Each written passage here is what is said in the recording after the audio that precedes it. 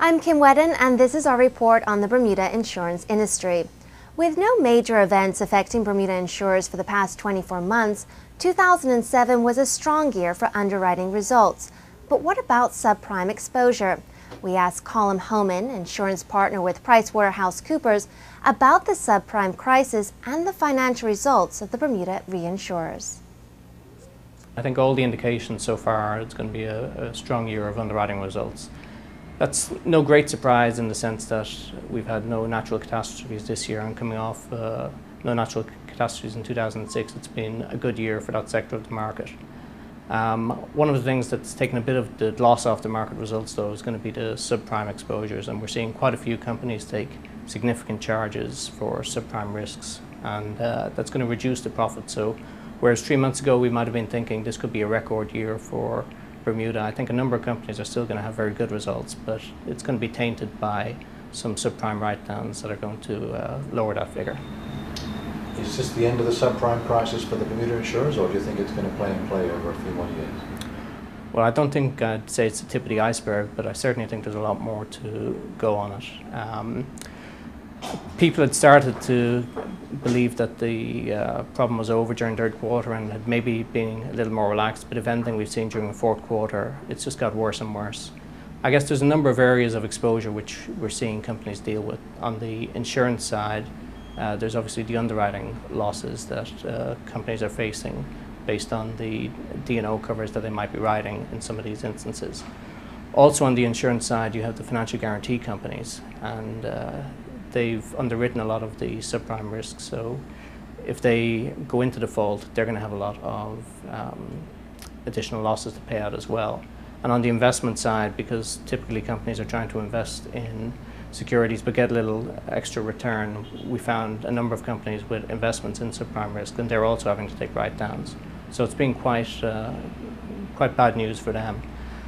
I guess the one thing we're going to have to watch out for as we go into 2008 is if the rating agencies do come along and downgrade some of the financial guarantors, we're going to find that the underlying bonds, those financial guarantors, will also be downgraded. That'll start off another spiral where companies aren't allowed by their investment guidelines to have non-investment grade bonds. Therefore, they'll sell those off, and I think you'll have another wave of losses facing the market. So I think that and the continued weakened state of the US economy and housing market are going to be the two big stories we see in 2008. You touched on it briefly, but just let me ask you again, what's the impact that the subprime is having? How are the rating agencies viewing the Bermuda insurers? I think it's a nervous time for the rating agencies. They're taking a lot of criticism over their delay in reacting to some of the negative news that was coming through, and also the way that they rated some of the bonds to begin with. So they're pushing the companies harder. I think we're going to see more downgrades than upgrades in the coming year. It's going to be more difficult for new companies to get ratings because of that skittishness.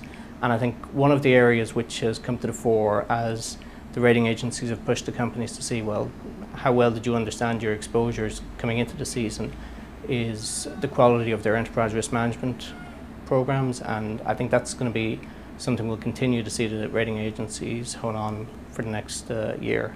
S&P have been pretty heavy on it for probably 2 years now, but I think the other rating agencies are following suit and making that one of their key criteria going forward.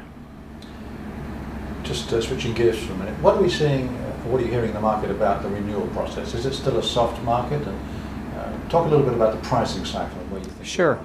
I think on the property side, for starters, we're coming off 2 years with no major catastrophes, so that market is going to be softening without a doubt.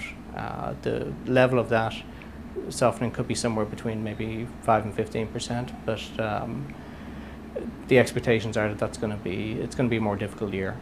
On the casualty side, I think conversely, some of the bad news that we've had about the subprime risks is actually going to be good news from a pricing perspective, particularly on some of those professional lines.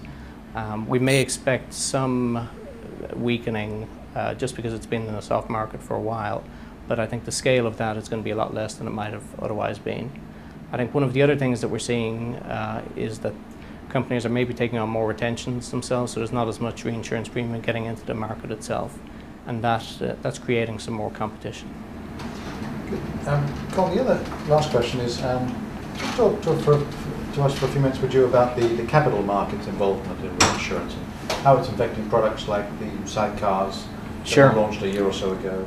And that actually plays quite well to where we are with the underwriting cycle as well, because a lot of the sidecars that were coming in were seen as being flexible capital. They were coming in to fill a need at a point in time. I think the view then was, well, they're dampening what would otherwise be a very hard market and reducing some of the pricing that would otherwise be there because they're providing extra capacity. That may have been true to a certain extent, but the corollary of that will also happen now when rates have started to soften. We've seen a number of the sidecars not renew, and as a consequence there's less capacity out there. So the sort of drop that we might have expected to see on the property side won't be as severe as it could have been, because some of that capital has left the market and therefore leaving a little more for the rest of the market to play with. On the catastrophe bonds, I think it's a very interesting area. We've seen just doubling up year over year for the last 3 years in terms of the total cat bond market.